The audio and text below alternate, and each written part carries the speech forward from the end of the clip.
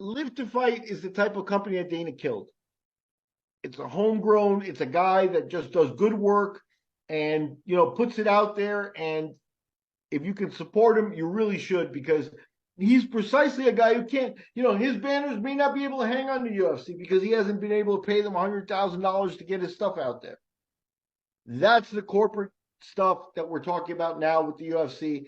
That they've made everything at that level where it's all about money for them. And Live to Fight is a dude that does good work, makes you a great banner, and doesn't have $100,000 to get on the UFC and stuff, and deserves support. So any fighter out there, anybody out there, owner of a gym or anything like that listens to us, God bless you and thank you very much for your support. And extend that to Live to Fight, because he's one of us. Those guys are one of us. Hi, I'm Diamond, and you're watching The Todd Atkins Show. Todd has been covering the sport of mixed martial arts around the world since the 1990s. He has close ties to the fight scene in Hawaii and Japan. Please subscribe to the channel and watch out for future episodes. See you when you get there.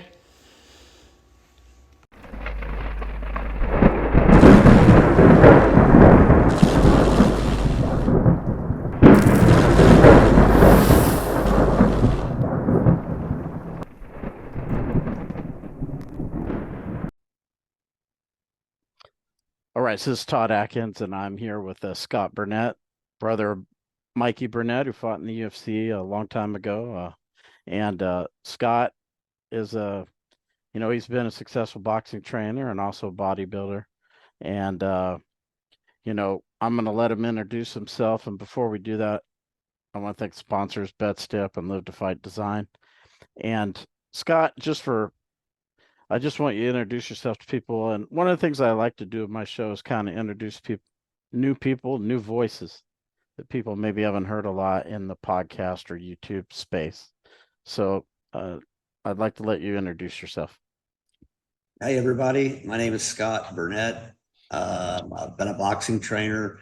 I've trained a lot of athletes from a lot of different backgrounds, many sports, many to the world level, 5 different sports.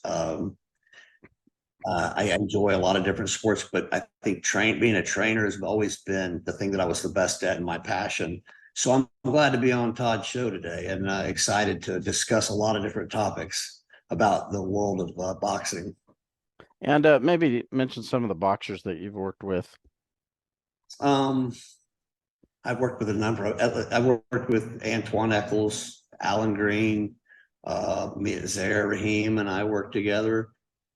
Francisco Diaz, a number of really good fighters, and it was a enjoyable time in my life. I still work with a lot of amateur fighters and people that want to learn to box, but I still enjoy being around it and obviously watching it a lot, just like many of you. Now I kind of want to get into, maybe we could start with the Haney Garcia fight rather than the positive test. We'll get into that after. But I know you had kind of a lot that you wanted to talk about with the Haney Garcia fight. So maybe kind of give your thoughts on that. Well, I mean, we saw a bigger, stronger guy dominate when he needed to dominate and fight when he needed to fight in spots where he wanted to fight. And he dictated and didn't, and then eventually he won the fight, but he did it, now they're saying, dirty, right?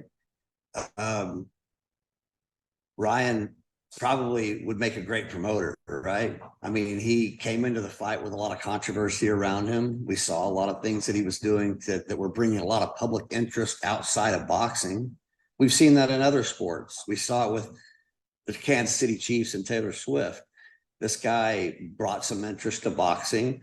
I think boxing needs it, but at the same time, not to do it clean, not dirty, Todd. I mean, the fact that he would get popped for the Ostarine, and now I'm hearing, I didn't even know this until Todd brought it up to me, the Nandrolone, I think is a black eye, no pun intended, to boxing. That's not a way to win a fight. And certainly that's not a way to kind of get over. And I think people try to get over, and we've talked about that in a lot of different ways, but using drugs is not going to be the way to do it and make it an uneven playing field when one guy in the competition isn't using drugs and the other one is. Now, he says he didn't. He says I didn't. He said I didn't have anything or any knowledge of anything about Osterine and all this, that, and the other. I'm saying what he said. I don't know. I mean, I don't know if a trainer was involved in that situation or what, but I do know that he fought when he needed to fight, and he put it, he put Haney down a number of times in the fight, some that weren't counted, which we'll talk about that with the referee. But Haney had just enough of an off night, and Garcia had a good night. It was good and bad for boxing, which is what we've seen, right? For the last how many years? Be it the judging or, a dirty urine sample or whatever. It'd be, I think what I miss more about boxing than anything was what I grew up with, was watching Ray Leonard, Marvin Hagler. Same thing, everybody, it's like, it's on repeat, right? Roberto Duran, all these guys, because it was mano mano.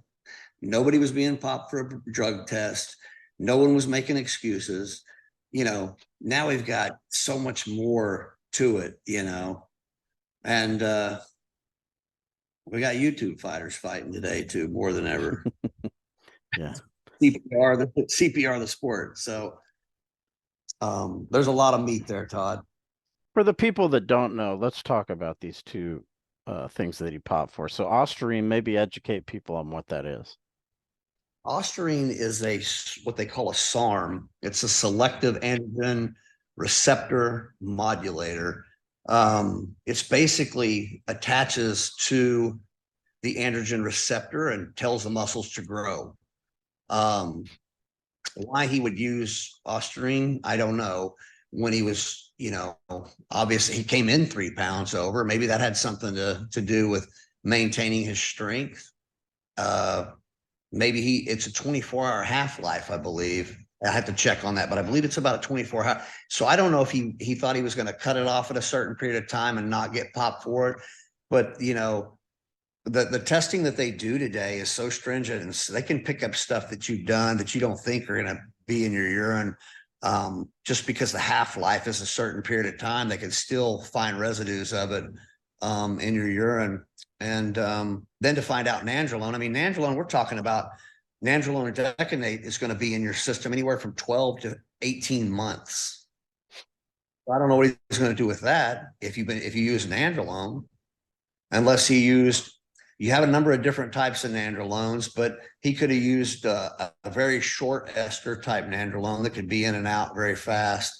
Or if he used decadurabolin or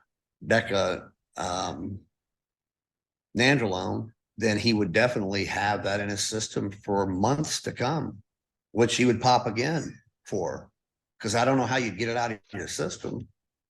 Right. So when you're talking about the half-life, you mean that it wouldn't show up in your urine 24 hours later? Is that what you mean?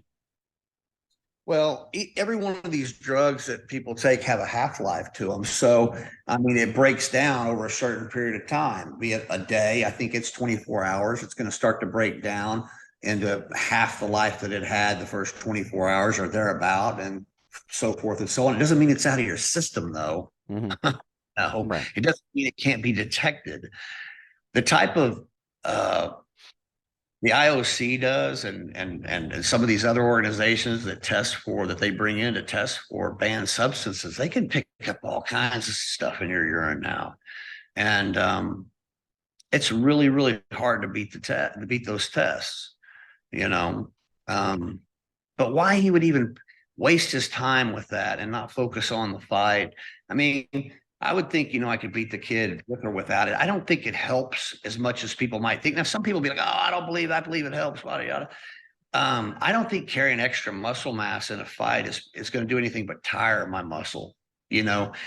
I think he would do a lot better with, less, more sleek, muscle rather than try to do something like what a bodybuilder would do, which is put muscle on. I don't think that's going to help. You're obviously going to have to transport more oxygen to that muscle, that tissue.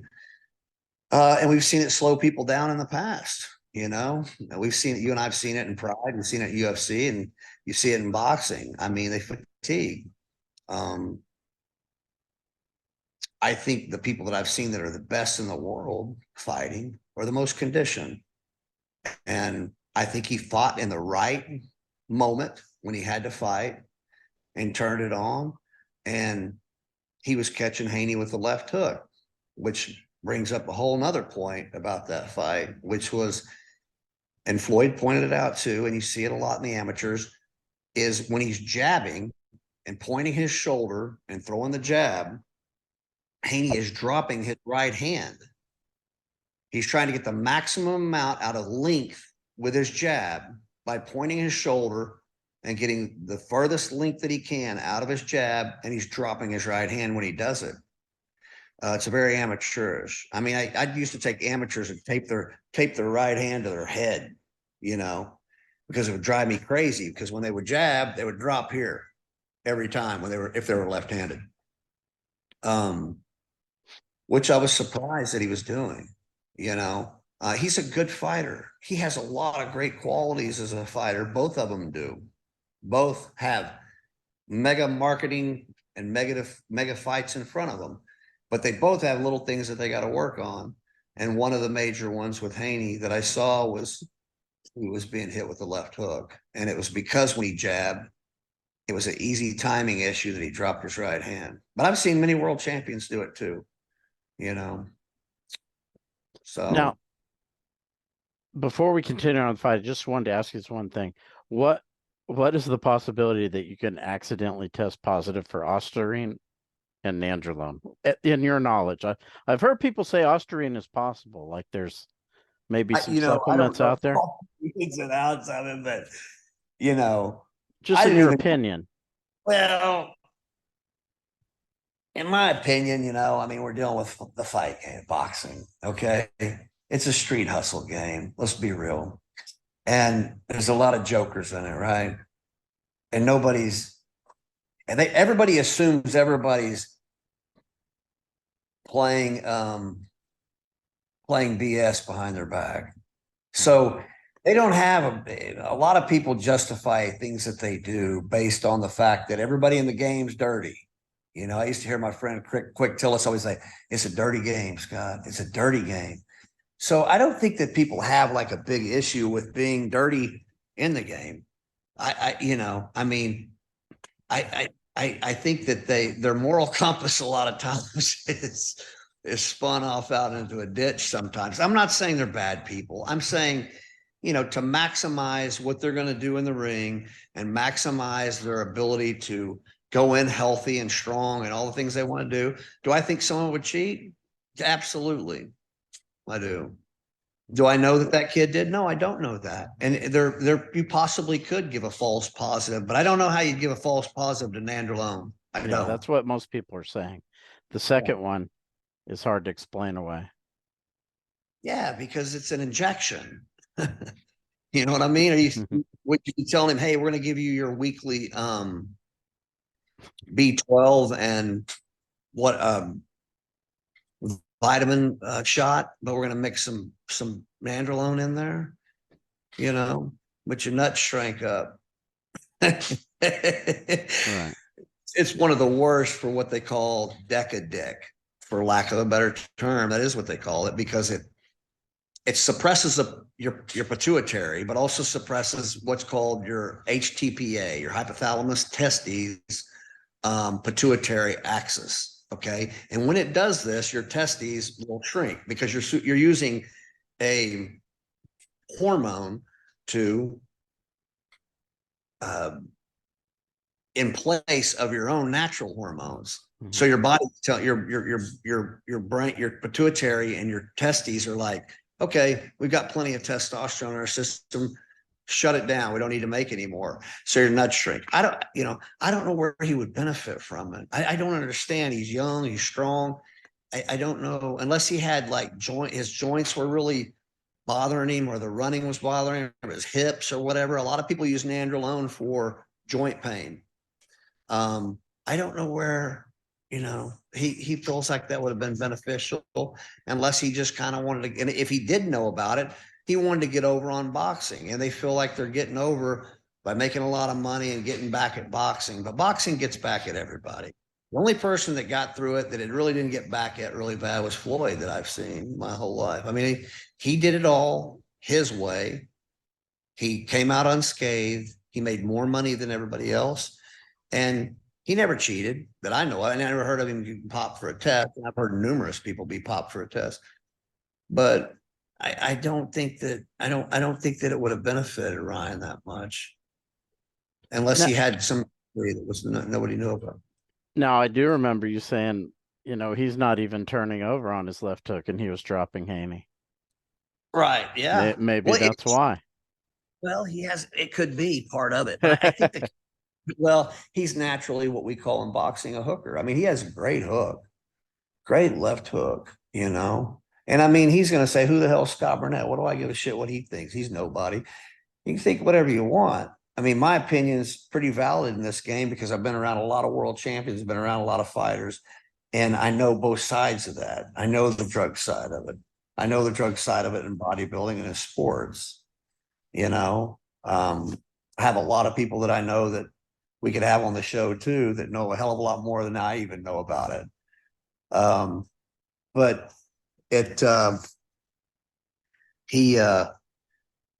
do I think he knew? It's hard to say, Todd. I would say it was almost impossible not to know if you were taking nandrolone. But I mean, how surprised were you that he could throw that hook without turning his body or his head or anything and drop Haney repeatedly? Well, here's the deal. It's the shot that you never see, right? Down, and it surprises you. And Haney was on the offensive most of those times, throwing a jab and dropping his right hand, like, I got this. And right when he said he didn't get to this, he said, I got, and got hit.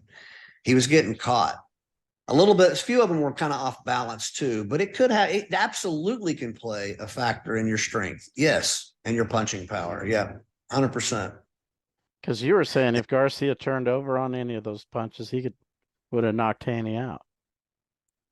I agree. Probably, I think, if Garcia catches anybody with his left hook, he can knock him out. And I don't think he needs nandrolone to do it. I don't. But, he doesn't throw it with full power, though. He's just kind of whipping it out. Too, but they're working on things with the kid. There's still some things, obviously, to straighten out with both of them. He still stands up a little tall for me in some instances or whatever, needs to create a few more angles and stuff. But he's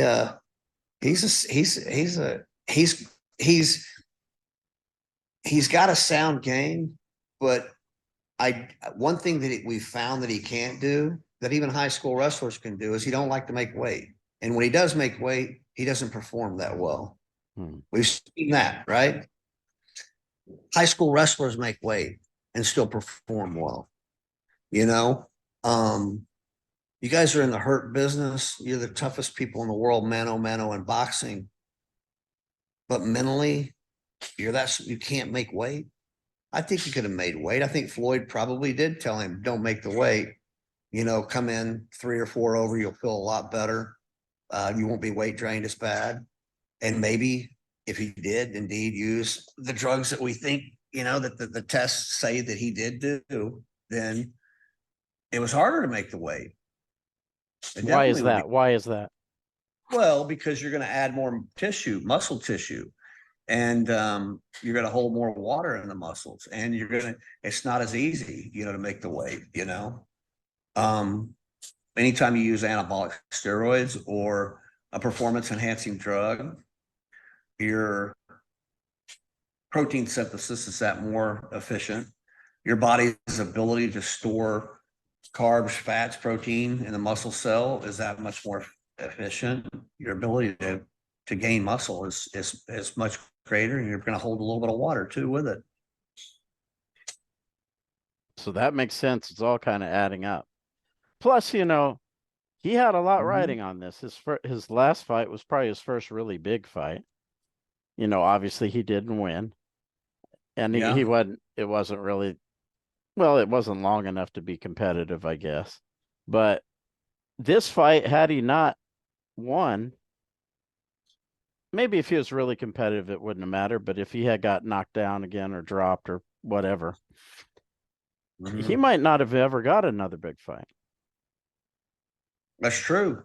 Yeah. He definitely would have had to fight his way back up. And you you can lose and still be really marketable in this game. Right. Okay. But if you got, like you said, if you got blitzed twice, in a row by two top guys, then you're probably going to go to the back of the line for a bit, and it might be hard for you to ever make your way back up. You have a small window in boxing. It's a very small window, of time to monetize yourself for the rest of your life and put your life at risk, your mental faculties at risk, to make the maximum amount of money with the least amount of attrition. So, you know, they think about all those things, you know. This is where the problems arise for fighters and promoters and managers, where their ideas don't align. You know what I mean? Because they have a different, and the fans too. The fans are calling for, oh, you need to fight this guy or that guy, and you need to be doing this and that. And that. Easy for you to say. Easy for you to say. There's a lot of considerations. So I think, if people who did that back in the day, that's why a bunch of people were walking around punch drunk in the 70s, 80s, 90s, because they did take every fight that their manager threw in front of them and whoever their promoter threw in front of them, and they didn't think with a business mind. I think, it was a risky. And if he did gamble on himself, like they said, it was very risky. That took some big balls, which was, it just, he added a lot of the highlight, uh,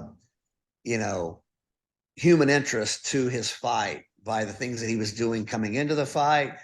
Uh, the fact that he bet on himself a substantial amount of money, all the things that he did.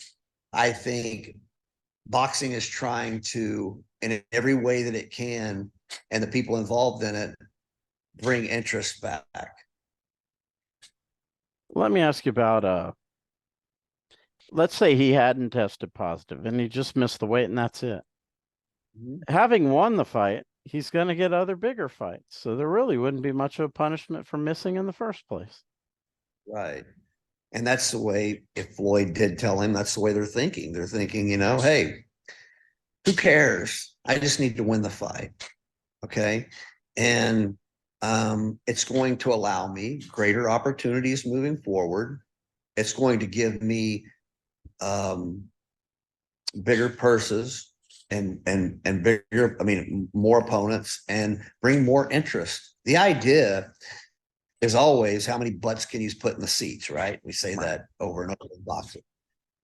You can have really good fighters, and they had a hard time really putting asses in the seats, and they didn't make as much money as they probably should have. But you can have really entertaining fighters that the fans love, and that hometown loves, and everything else, and make a ton of money, and they'd be, 27-5, we've seen it. But for the most part, the idea is to win fights and continue to move forward, be entertaining, be a crowd pleaser, bring about, monetize yourself and capitalize on as much as you can in bringing human interest to your brand. Now, what do you think about Garcia? Like I saw today, he's saying he was high in the ring, that he was smoking marijuana the day of the fight and stuff. What do you think about him saying this stuff? I Is he helping himself by saying this kind of stuff? you know, I there's a part of me that thinks, this kid is just doing it for shock value, because he does it so much, about so many different things, and likes to mess with people and get them talking. And somewhere he's learned that, hey, whether they're talking about you good or bad, they're still talking about you. So I guess he sees the advantage there and bringing about that public interest, even if people aren't fight fans. They can say, hey, I can't stand this mouthy kid. I want to see him get his butt kicked, right? Or they kind of like the way he is, and and he appeals to grandma and everybody. And so I don't know if there's any legitimacy to a lot of stuff he says, but he's maximizing his brand as much as he can for whatever he feels works for him, and it seems to work with his personality. He's a little eccentric, but uh, But when you're facing a test failure, is it a good idea to mention something like that? Well, no. Well, I think they moved. I think Mike Tyson tested one time positive for marijuana when he fought Galata, and I think they made that a no contest. Yeah. But, if they got a rematch anyway, he's going to make umpteen $1 million again. So, the biggest thing is if you want the blueprint, follow Floyd. Now, for me, I probably wouldn't buy all the bougie stuff that Floyd buys or spend but that's him. Hey, he does what he wants. His money, he does what he wants. For me, I would probably invest it in more real estate like Larry Holmes did and stuff like that. As long as they're being smart with their money, he's promoting the sport and bringing human interest to it. It's good if you take out the drug use, because that turns a lot of people off. And it raises too many questions about cheating. Yeah. What was the thing I was going to say? I wanted to ask you about Haney. When, as a trainer, Garcia's come in 3.2 pounds over. Mm-hmm. Haney ended up taking a pretty bad beating in that fight. Mm-hmm. Do you walk away from the fight in hindsight and not do it? You do a rematch? No, I mean, when the guy came in over, now you go and fight anyway. Your guy takes a bad beating. You're at the bank and they're getting ready to issue a cashier's check for ever how many millions of dollars. Yeah. You walk away? You can. It's money that, if used proper. Hey babe, can you bring my charger? If you can't walk away from that money. You can't. It's foolish. And everybody has too much riding on it. The promoter has a lot of money invested in the kids, the managers, the networks, the pay-per-view. When it comes to money, it kind of trumps everything, Todd, unfortunately. But, he's been blasted in social media, though, I'll say, on the positive tests. So no, if Haney was your fighter and the fight went the way it did, in hindsight, would you say, dang, man, maybe I shouldn't have put him in there after that? I don't think so. I think he had a bad night, really, but he needs to work on a few things. I think they saw the performance that Garcia had against Tank, and they saw some holes in it, which he does. He has some holes in his game. He needs to move his head more. There was a number of different things that he needed to do differently in the fight, and that he needs to work on. And I think they saw those and they wanted to capitalize on him, he and his father. But his styles make fights, and the fact that he drops his right hand, he was a sucker for the left hook all night. It was that simple, because Garcia wasn't fighting the whole fight. He was resting and waiting until he was ready to freaking throw bombs. And when he did, eventually caught up to him. Mm-hmm. Caught up to Haney. He couldn't handle the power. It was a little bit too much power for him. Now So, um let's kind of switch to Canelo now. I know he just had this fight with Mangia. What did you yeah. think of that? Well, I mean, you're starting to see a little bit of some, Canelo getting a little older, right? I mean, uh, he's starting to be a little bit more ordinary, right? And people can say what they want. He's a great fighter. He's been a great fighter. Um, the problem I think for Canelo is he has a $280 million in his bank account or whatever his net worth's around 280 to 300 million.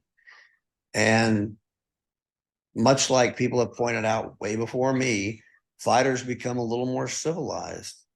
Okay. It doesn't mean that he isn't training hard and doing all these things, but two factors that you can't, father time is catching up with him a little bit, legs begin to go a little bit, and being civilized, man. I mean, you know, he's thinking, how do I maximize, monetize myself and continue to make a tremendous amount of money for myself and my family and keep my faculties.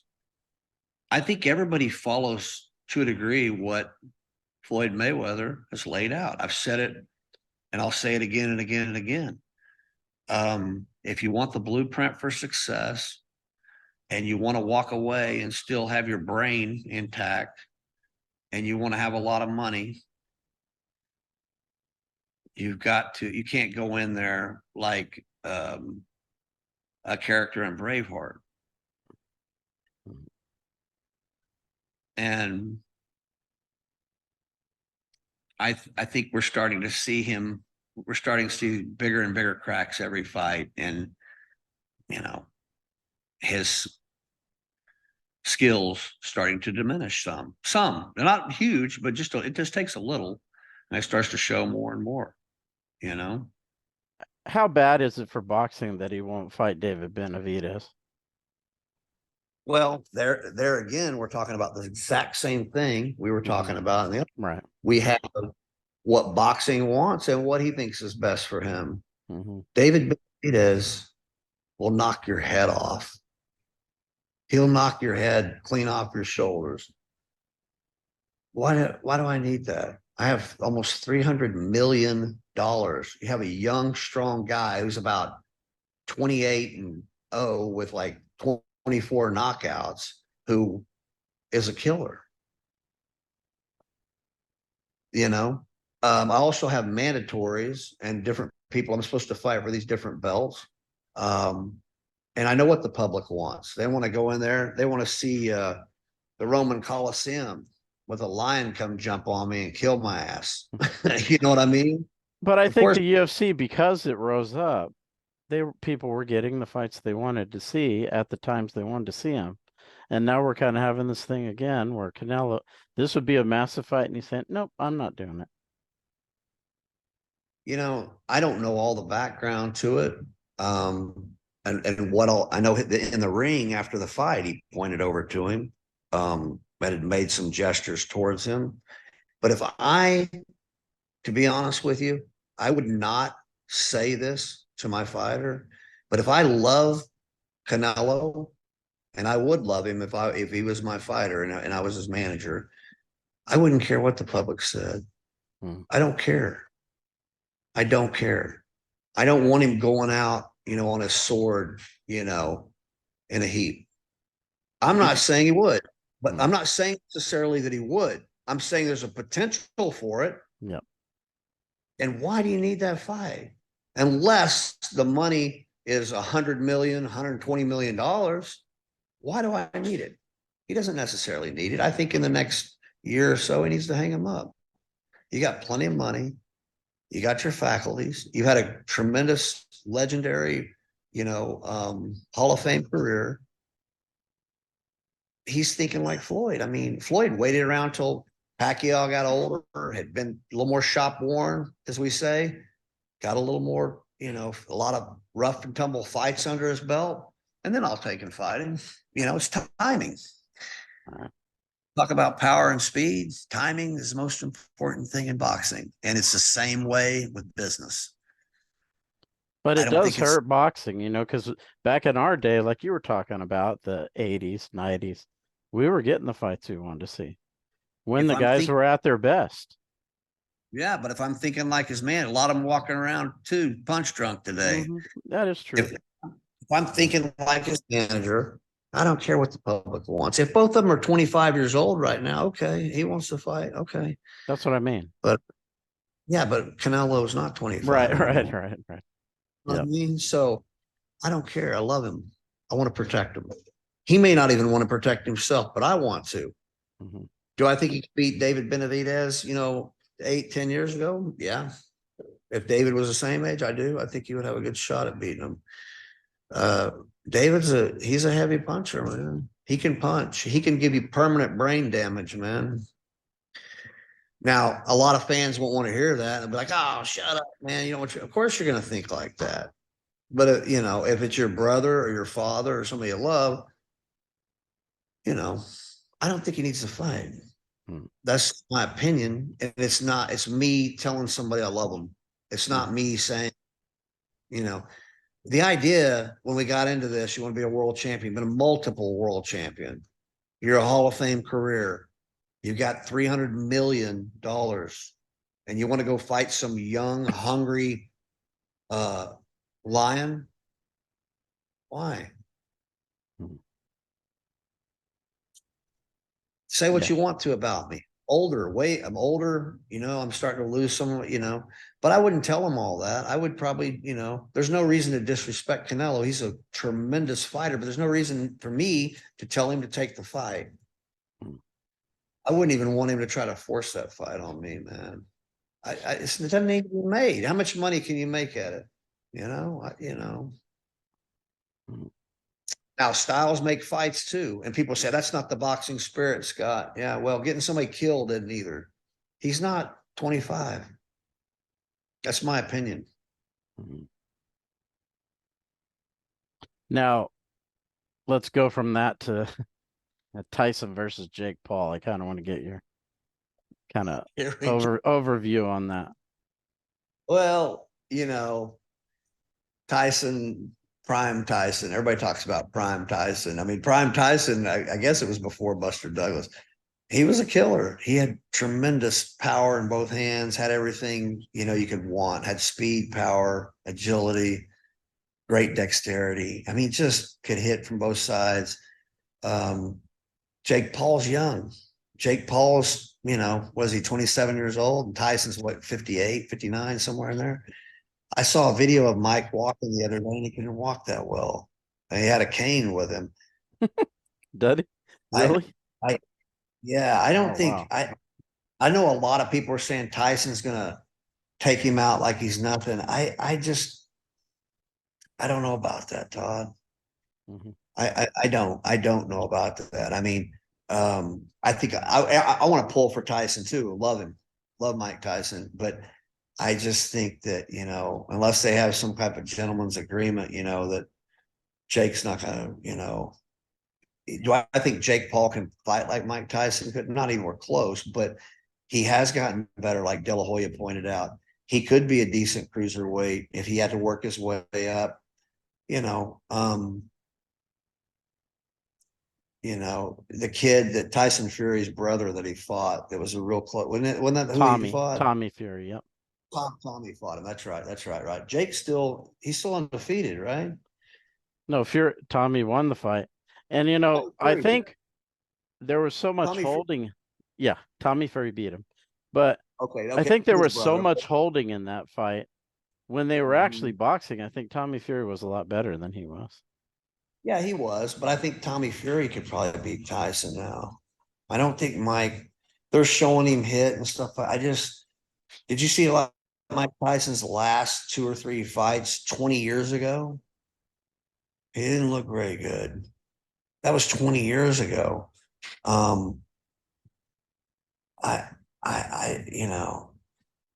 think he and Roy sparred in that fight that they had. Mm-hmm. I don't for Tyson. I like the idea of him making a lot of money, but I agree with Dana whenever he was like, "Let me get you on Shark Tank or something, man." It's very dangerous for somebody that age to get in there and get hit in the head. I don't care how good you used to be. It's dangerous. A lot of people are not going to agree with me. I see posts every day about that fight on social media, and I see people going, Tyson's going to kill him. Oh my God. I'm like, these people know absolutely nothing about fighting. Nothing do they know about fighting. I'm not saying Mike Tyson couldn't catch anybody and knock him out. He could. But at his age, I don't think, this kid's going to rush in there and give Tyson a chance the first 30 seconds. And if he doesn't get him out of there quick, it's, I don't think that, Tyson should be in a fight like that, really, in my opinion. I think it's dangerous, very dangerous, man. Yeah, and how much stamina does Tyson have left? Yeah, and they're putting out these videos and they're speeding the videos up and stuff to show how great Tyson looks and whatever. Mike Tyson's, he's an icon, like Marilyn Monroe, Elvis, Michael Jordan. He's an American icon, youngest heavyweight of all time. I remember in 1986, my dad brought a Sports Illustrated and laid it on the kitchen table and said, look at this kid. This kid's going to be something. Custom Mottos training him. And we talked about it. He goes, he's going to really be something. And he was something. He was exciting. He was a really, really good fighter and got mixed up with some of the wrong stuff, obviously.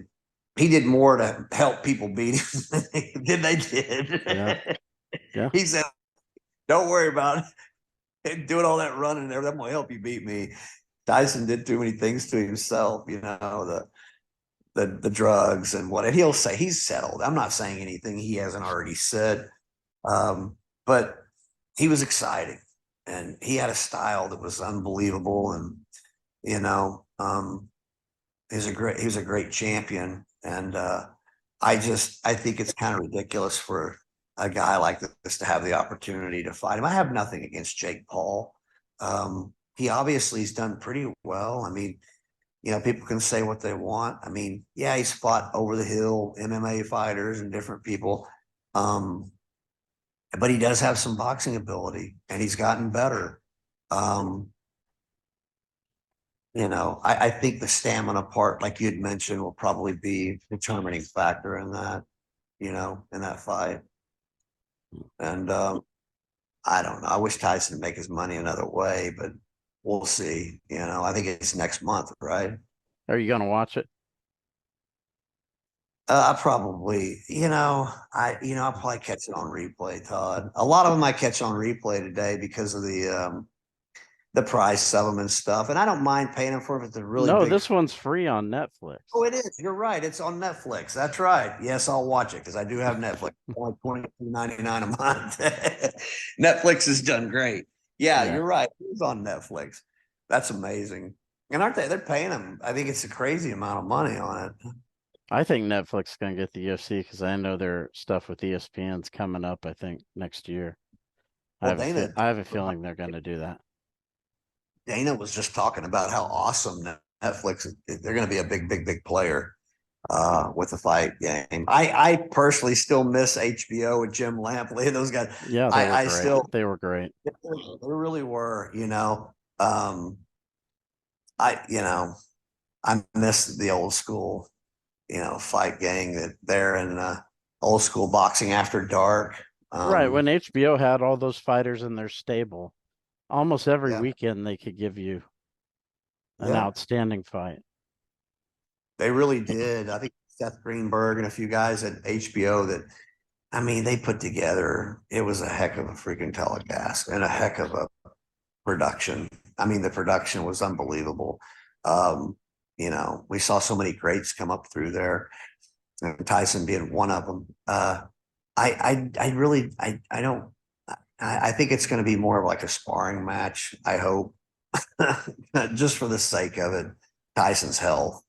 Can you imagine if really, let's think about this, and who wants to think about it? But I'm going to say this: if he actually hurt Mike Tyson, permanently, people would want to kill that kid. There's so many Mike Tyson fanatics and that love Mike Tyson. All of us care about Mike Tyson. I think the American public, they really like Mike Tyson. They want to hurt that kid, and I don't think Jake Paul wants to hurt Mike Tyson at all. I really don't. I just think that man, he's young, he's strong, he can punch, he has good stamina. You know, I'm sure a lot of people out there that are armchair freaking boxing trainers would talk differently. And there's a lot of big time trainers I've heard say the opposite too, saying, "Oh, Tyson will be able to whip him." Like, I'm like, man, I mean, you guys, are you 58? Get to be 58. You know, the legs are not gone; they're completely gone. Right. So, I mean, I don't think Tyson's lateral movement and stuff would be there at all. Yeah. So, but and I don't want to see somebody who doesn't really deserve to get a W against Tyson get a W against him any more than anybody else does. But I'd love to see him make a lot of money and have his faculties and his family and all the things he talks about today together. But as far as fighting a young kid like that, man, it's dangerous. What do you think about Inoue? His last fight, he got dropped, but he did come back to win the fight. Just like the heart of a champion, Inoue got dropped, and he got up, and what did he do? Dropped him 3 times. And on the last time, it was a permanent. He wasn't getting up. Kid's amazing. Superstar coming on, man. Big time superstar. Tough kid. Fun to watch. Yeah, He's but gonna be a lot of the problem is he's always fighting, he's in Japan. A lot of people over here don't get to see him. Well, true. I mean, the Japanese market's always been huge. That's where Tyson fought Douglas. I mean, it's always going to be big. And Floyd, he never left Las Vegas to fight. I mean, he might have fought a couple of times in Arizona, somewhere, Connecticut or somewhere. But once he got settled in and was a world champion, he was a Las Vegas guy. The kid can fight over in Japan, and people can go over there. They can make a lot of money. He's going to make a lot of money. He's one of those unique guys. He's fun to watch. Got dropped, gets up, comes back and drops him 3 more times. That's exciting for people, and he's got a lot of he's crafty in the ring, very crafty. He's going to be an interesting guy to watch in the coming years. Well, Scott, we got this playoff game coming up. Yeah. We live in Oklahoma, so we're going to watch the Thunder game. I know I am. Yeah, watch it, Dallas Mavericks. We'll Yeah. see. Got about a point favorite. We are Oklahoma. Yep. Yeah, so it should be a good game. But I want to thank you for taking time to discuss this boxing. Always I know good you've always have a wealth of knowledge, and people listening to this, Thanks so much. we'll see that. I appreciate it, man. It's great talking to you, Todd. Yeah. Great show too, by the way, man. Thanks for having me on. All right, it was great talking to you. Take care. All right, well, bye. BetStamp wants to ensure you've maximized your ROI. Line shopping for the best odds matters. And that is why any profitable sports bettor needs to be using multiple sports books. Thankfully, there has never been a better time to get signed up, and they are here to connect you with the best promotions industry-wide. Using their link, signupexpert.com-TAS, you can get access to all the sportsbooks in your region, along with a review of each platform and its unique features. Most importantly, this page automatically connects you to the top promotions at each book, allowing you to start line shopping with an enhanced